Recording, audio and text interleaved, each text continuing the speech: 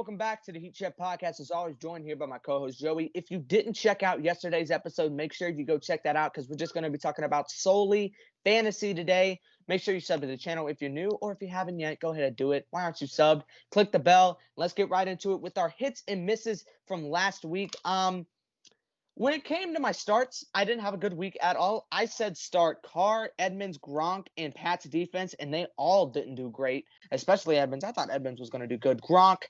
Gronk just had a bad game. He dropped a couple of touchdowns, or he got overthrown or whatever, and he had like one. So I'm going to put that in the miss column. But I did say to start Brandon Cooks, and he had a great game. He had a good game.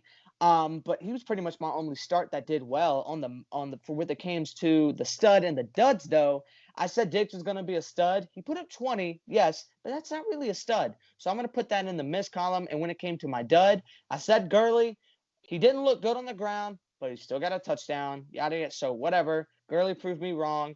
I'll put him in the miss column. And then Teddy, I said to sit him. And he had a 28-point game. No one expected the Carolina Panthers to do good against the Chiefs like they did. But, when it came to my other sits, I did great. I said sit Jay Taylor, Corey Davis. He had a 0-point game. Hunter Henry, not Derrick Henry. And then Bears defense. I told you I'll sit him. If you listen to my sits besides QB, I set y'all up for a pretty good week. But hits-wise, I did horrible. I'm going to just admit that. All right, well, my stud and dud, I hit on Dalvin again, basically. He wasn't the fully stud of the week, but I think he was like a point or two away. I mean, that's a hit. That's Dalvin Cook again. With my dud, I said it was going to be McLaurin. I missed on that, definitely. That was kind of a hot take, but it did not work out for me. Derek Carr as my quarterback, just like Brett. He put up 14. That's a miss. I said to sit Drew Brees, and he ended up just killing the Bucs defense. He did pretty good. My running backs, missed on Harris. I said to start him. He put up only 7 after leaving the game in the third quarter with an injury. And then Zeke, once again, disappointing everyone. Just please get rid of this guy. Do something if you can. It's just back-to-back weeks that he's put up less than 10 points. Will Fuller, 21 points. That's a pretty good option. Even in the coming weeks, he had a pretty long touchdown, I believe, last game. And then Ayuk, I said to sit him. He was on the COVID list after the episode. He ended up getting COVID, so I'm sorry for wasting that. And then for my tight end, Ingram, again, he's killing it. 15 points. He got a touchdown. And then with Jonnu as my sit, he put up 11 and a touchdown. Let's roll into – we got a jam-packed episode for y'all, but let's roll into the normals. Stud and duds, I'm going to start off. Somebody who has looked phenomenal since he has came back from injury. Probably one of the best spans of points I've seen in my life when it comes to fantasy. Devonte Adams has looked phenomenal, and I'm going to go with him as my stud this week.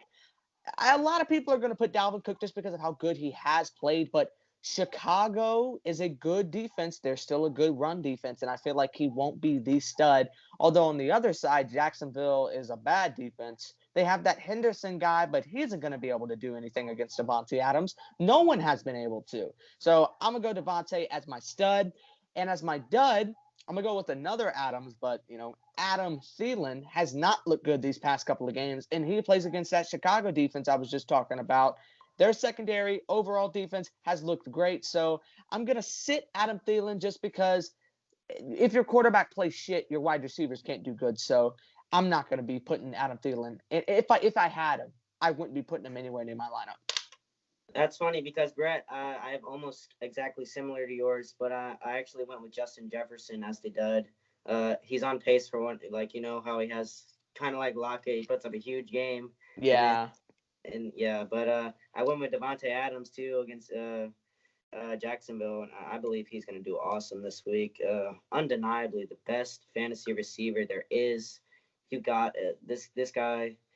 It's undeniable how good he is. You got to play him. He's going to have a great week this week, and I'm projecting him to be a stud. All right, and then starts and sits. Start off with the QBs. Jared Goff versus Seattle.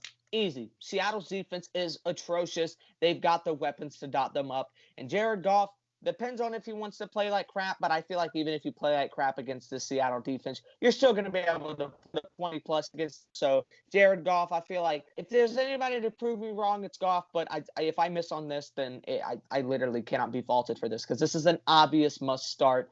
And then in the sit column, I'm going to have Matt Stafford. He does seem like he's going to be good this week. No injuries, no COVID-related stuff. But Washington's defense, everyone's been talking about how underrated they are. It's pretty much been Washington and the Giants. You know, those two NFC East guys, their offenses are atrocious, but their defenses have been carrying them in games that they have won. And their secondary is one of the best ranked secondaries when it comes to fantasy. So I'm going to sit Stafford this week. Again, hate to pick you off, Brett, but I gotta go with Goff for Seattle. Undeniably, dude. Seattle sucks. He's gonna get some good numbers. He's got a very high floor this week. If you need that floor at quarterback and you can't risk anything, I mean, I think Goff's a really safe play. He's bound to get at least 3 touchdowns. And as my quarterback for sit, I'm gonna go with Joe Burrow versus Pittsburgh. Pittsburgh has been I think they're number 1 or number 2 versus the quarterback, something like that. Joe Burrow coming off the bye. I don't expect him to be as hot as he has been, and I'm going to just go ahead and sit him versus Pittsburgh this week. The only thing why because I was considering it, but the only thing why I wouldn't consider him a sit over Stafford is just I can't get the Dallas game out of my mind.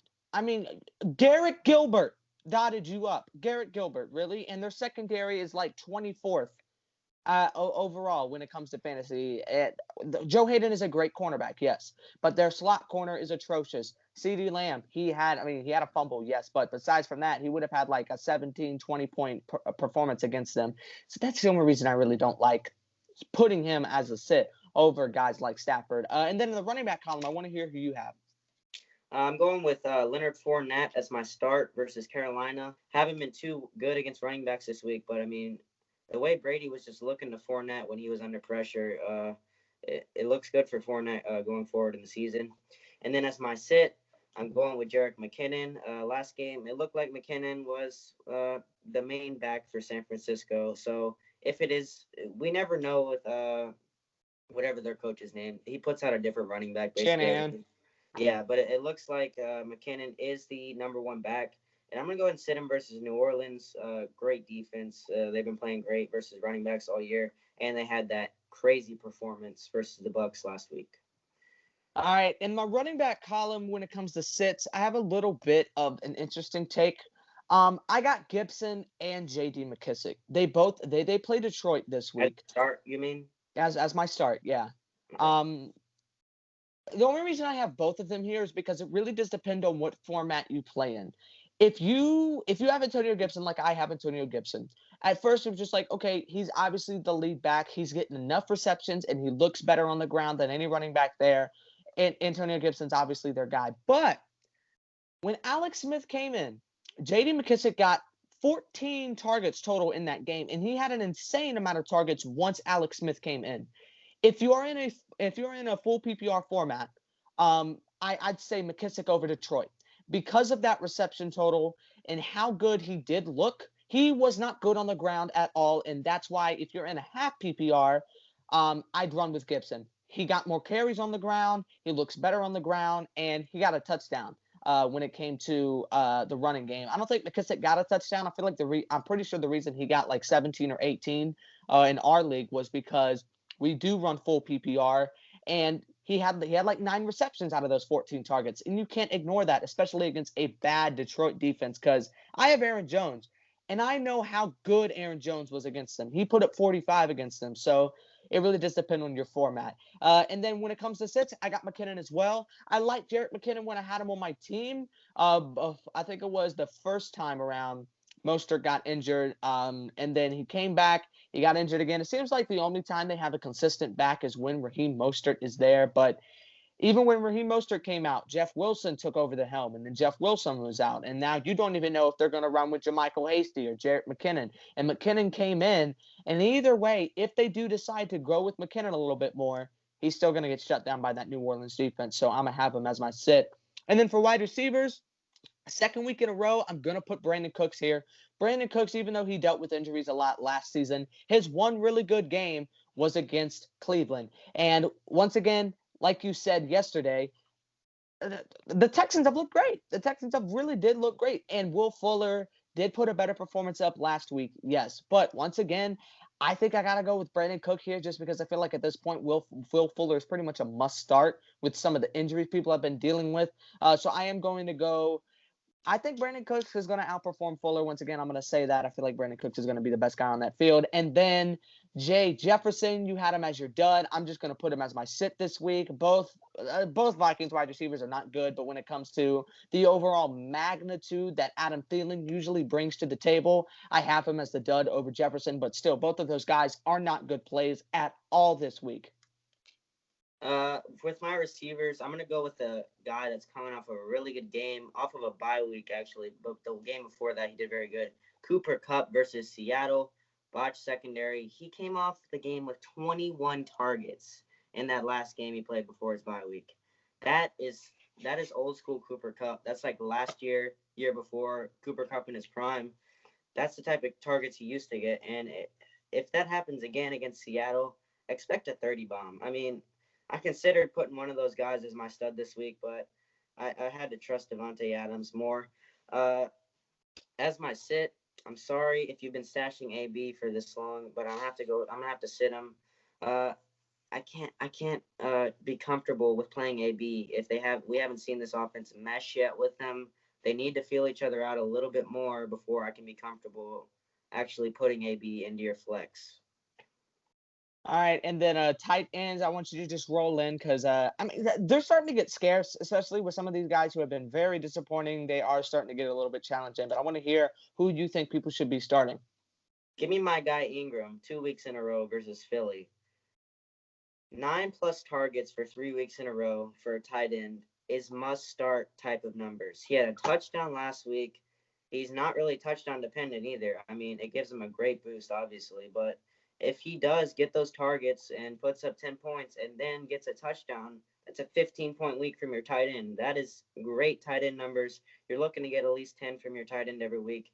And Ingram has been the number one target on that Giants team. He's looking great the past few weeks. And then as my sit, I'm going to go with Tonyan versus Jacksonville. Ever since Devonte Adams has come back, Tonyan has done nothing. He only had that big game when Devonte Adams was out. You guys got to drop this guy. I mean, he's put up less than 5 points for 3 weeks in a row. He had so much hype, and then Devonte Adams comes back and gets all the targets on that team. So it's not really worth playing anyone else on the Packers. All right, and then for the start column, it disappointed me last week. I had Noah Fant as a must start last week, and he was a miss. He only put up 7, but I still like Noah Fant just because of the volume. But when Jordan Reed was activated off of IR, I was like, oh my God, holy opportunity. When Kittle went out originally and they had no wide receivers, the targets that Reed got, especially in the red zone, were insane. And so I was like, okay, I don't care. Against any defense, this is going to be good. He's going to go look Reed's way. And then he was barely on the field. I'm pretty sure his snap percentage was like under 25%. It was crazy. So it did hurt me, but I got to go Jordan Reed this week. You got to think they were only limiting him because they were saving him up. New Orleans has not looked good against tight ends at all this week. Yes, their defense is good, but you got possibility of Debo coming back, Brandon Ayuk coming back, and with how good Lattimore has looked, you got to start looking at other guys. And yes, Quan Alexander is probably going to be playing this game. It is probably going to be a revenge game, but still, I believe they're 30th against tight ends. Mullins really liked Reed. I got to go Jordan Reed here just because I feel, in my opinion, the upside is just too high for him. The potential with him, it hasn't died down just yet. If he has another minus, like a game of 5 or below, at just under 10, to be honest, then I'll start getting off the train. But as of now, I'm still high on Jordan Reed. Could be a bad take, but I'll take the hit. And then as my sit, I got to go Jonnu. I mean, Jonnu was a really good guy, but Jay Smooth has not looked good these past couple of weeks, and now you're going up against Indianapolis. Almost nobody's been able to do good against Indianapolis, and I'm pretty sure their main coverage linebacker is Darius Leonard. And Darius Leonard's the type of guy. He is a menace all over the field, and I don't see Jonnu having a good week this week. Could he get into the end zone? Yes, he always has that potential, but I feel like if anything, they're probably going to rely a little bit more on Derrick Henry to get into the end zone rather than rolling out and passing to Jonnu. And then when it comes to defensive special teams, I'm gonna roll with Philly. I think Philly's gonna do not amazing, but I feel like they're gonna do good enough to be a good stream this week against New York. They played good last time around. Danny Dimes, he loves diamond to cornerbacks and just throwing interceptions left and right. So I can't help but put Philly up here, especially with a lot of the streamers that are out there. There isn't really a lot of great streams this week. And then for the sit column, I got to go with the Bears here. Yes, they are going to lock up in the pass game, but Dalvin Cook exists. You can't stop Dalvin Cook. You could be good at stuffing him in the middle, but he still will probably break away for an extra 5 yards. And when it comes to him passing out of the backfield, I mean, there's just so much to Dalvin Cook. I could see Dalvin Cook having a season high in receptions this week just because of how dangerous they are on the ground. But I feel like just that presence of Dalvin Cook being there, I can't start him. I can't start any defense against Dalvin Cook at this point. So yeah, I want to hear who you got. For my start, I'm going with the Saints versus San Francisco. Again, they looked terrible. San Francisco, not the Saints. San Francisco looked terrible last week with Nick Mullins. They didn't seem to get too much going on offense. They got a few garbage time points, but that's not going to happen versus the Saints, I think. The Saints really proved to us who they were last week, and hopefully they continue that. That's looking really good for them. And I think that they can be a good play going into the playoffs, and I think you can keep them for a little bit because they have a pretty decent schedule coming up. And as my sit, I also went with the Colts versus Tennessee. A lot of people have been liking the Colts. I believe they're the number one fantasy defense this season. But you got to sit them versus Tennessee. Tannehill, Henry, been undeniable. Got to sit them. All right, and then let's roll into the waiver wires. It's about that time around the season where we're starting to tell you got to give up on some of these guys. You got to drop them. But starting with the ads, I'm gonna go back to my guy earlier, J.D. McKissic. I highly doubt Gibson is available on the waiver wire. If he is, pick him up because with how scarce running backs are, Gibson is still a good play this week in both formats. But J.D. McKissic, I feel like, does have the higher upsize in a full PPR, and he's more available. So I'm going to go with J.D. McKissic as the best to add this week. And then as my drop, a lot of people were high on him because of the volume that he could get, but Zach Moss decided to come back and just stole all of his volume. He had like 0 points in the second half. It's time to give up on Devin Singletary. Put him to the waiver wire. Put him out into the abyss. He isn't getting enough receptions to kind of bring up his value. So I'm giving up on Devin Singletary. I'm going to put him on the waiver wire. All right, running back. Give me Mike Davis for those CMC owners that dropped him and were like, oh, yeah, we got CMC back. It's time to go. Poor CMC owners, man. I truly do feel bad for you. You got him back. He carried you to a victory, and then, he's out again for a few weeks. Go ahead and snag Mike Davis up, even if you're not a CMC owner, because I'm sure those CMC owners got a little too happy and may have dropped him. And he's probably available on the waiver wire for you right now. And as my drop, get rid of Lev Bell. I mean, this guy sucks. It's Clyde Edwards-Hilaire's backfield. He's proved it the past 2 weeks. I believe Bell put up 1 point. He probably got a catch for a few yards. Get rid of Lev Bell. If you had hype for him going on the Chiefs and thinking he was going to do something, it's over. There's no point of having him. If you're trying to get into the playoffs, you got to get someone else on your team that can actually propel you to a win.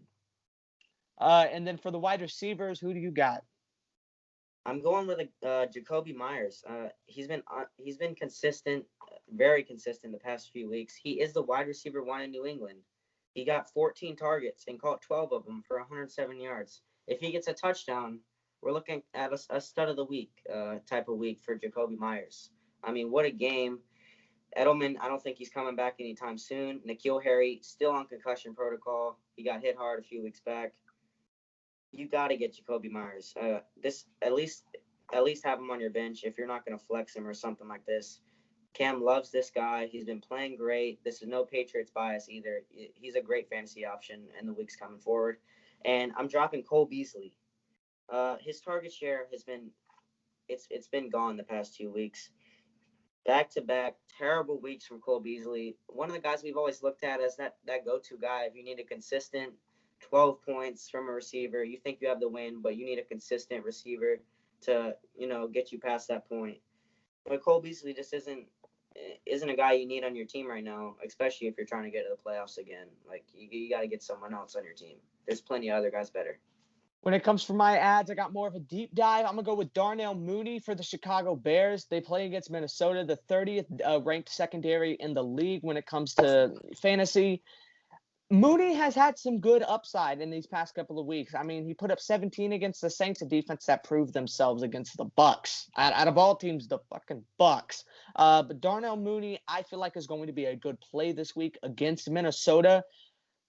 AR-12 is always going to get those targets, yeah, but there's got to be a different guy to go with. You can't go to him every single time. So, yeah, I'm going to go Darnell Mooney. I do like that take on Jacoby Myers. I feel like he does have upside, especially with some of those guys out. But I got to go with something different. I got to go with a little bit of a deep dive, and I'm going to go Mooney here. And then for my drop, I have Beasley as well.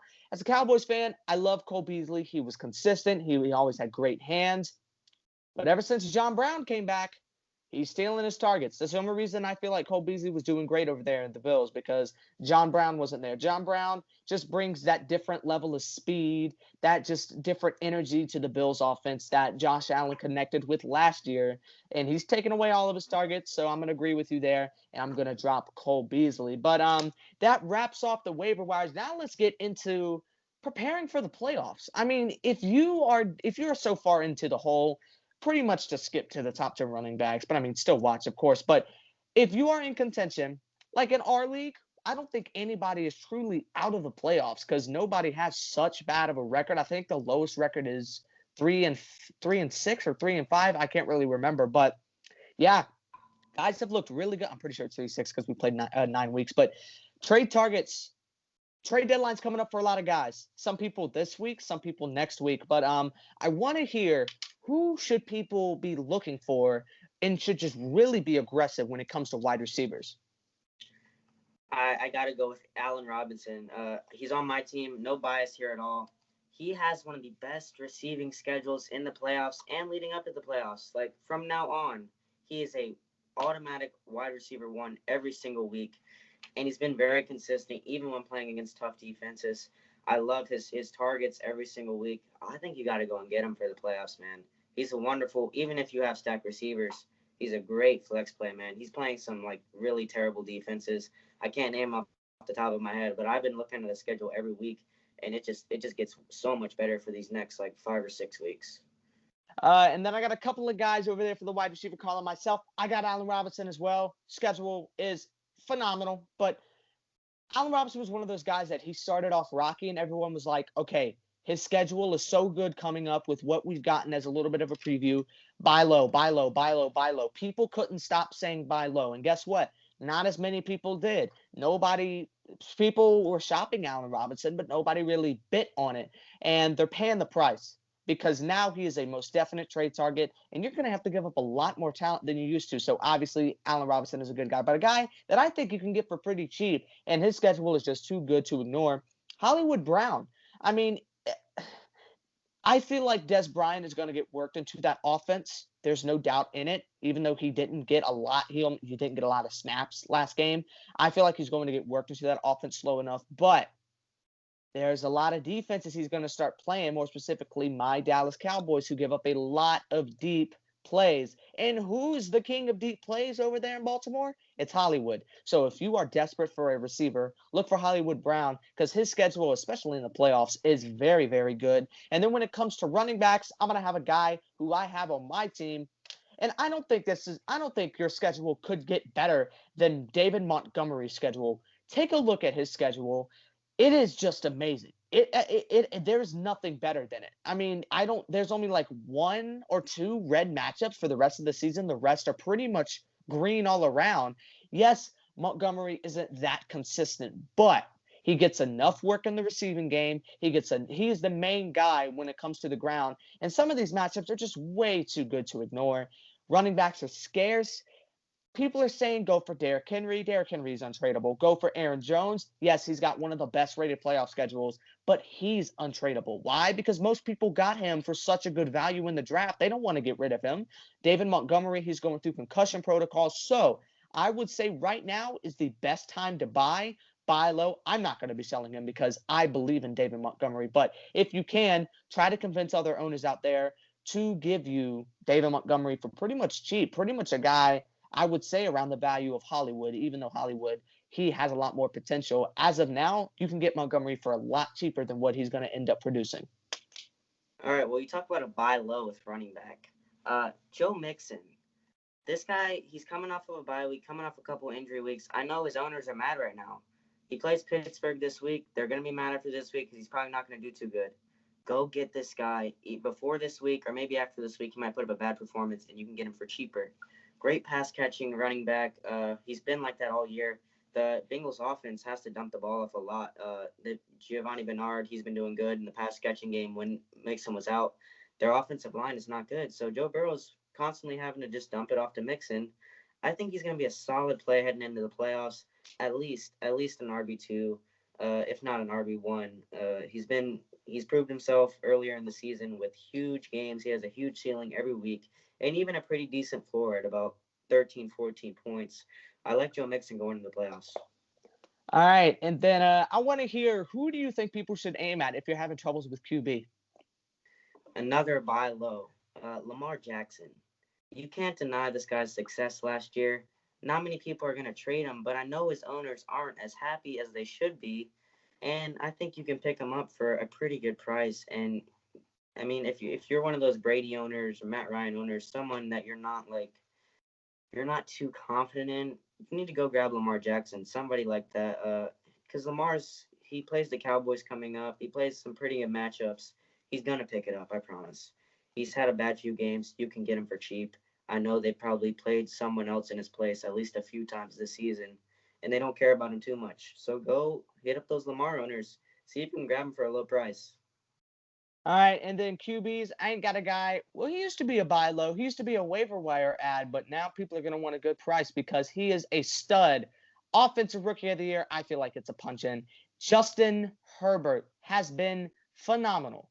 He's done good, and his schedule throughout the entire year has been pretty good. And when it comes to playoffs, it's pretty good as well. Lamar Jackson, yeah, buy low. But Justin Herbert, if you can still get him, take advantage. Because this guy, so far, he has been a guaranteed 23 points per game. People are like, oh, you want a QB, you can guarantee you about 18 to 20.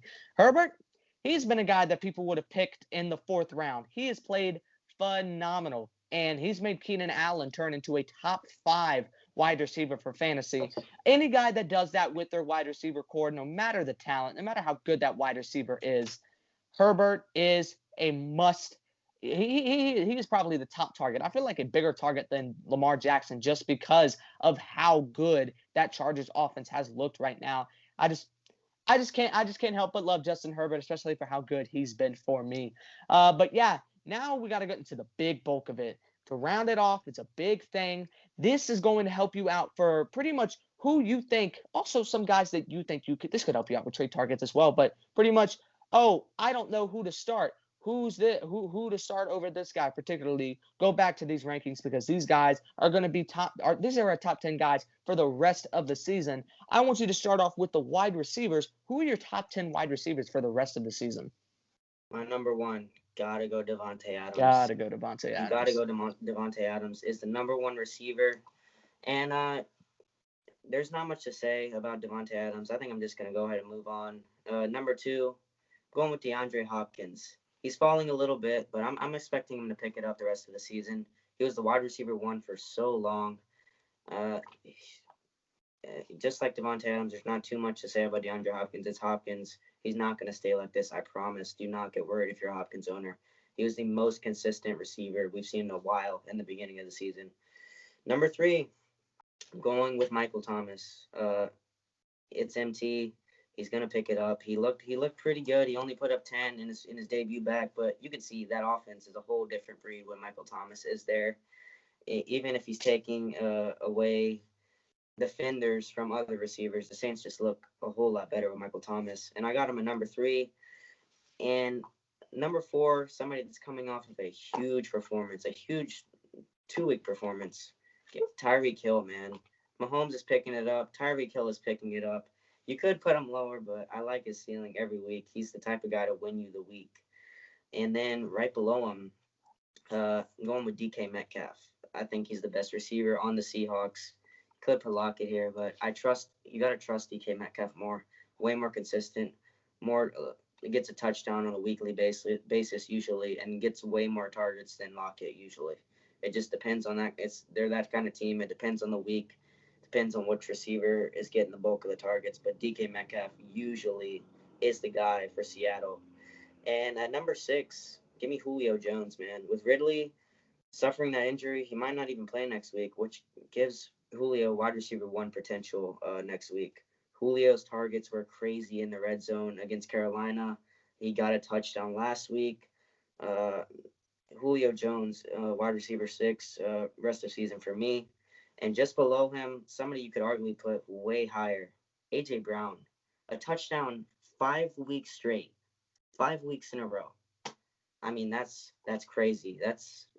He's a wide receiver 1, definitely. The rest of the season for you, you're lucky if you got this guy on your team, because you can he's one of the safest plays every single week. Touchdown every single week. He's No such a doubt. safe No play. doubt. And then also another guy, I mean, the receiver is so stacked right now, man. There's so many guys that you could say is a wide receiver 1. A lot of guys are breaking out that were kind of slower earlier in the season. Him and Keenan Allen at 8, man. Chargers have been playing well lately. Offenses look great. Herbert's look great. Keenan Allen, he's had over 11 targets in his past 3 games. I believe he had like 14 in that last game.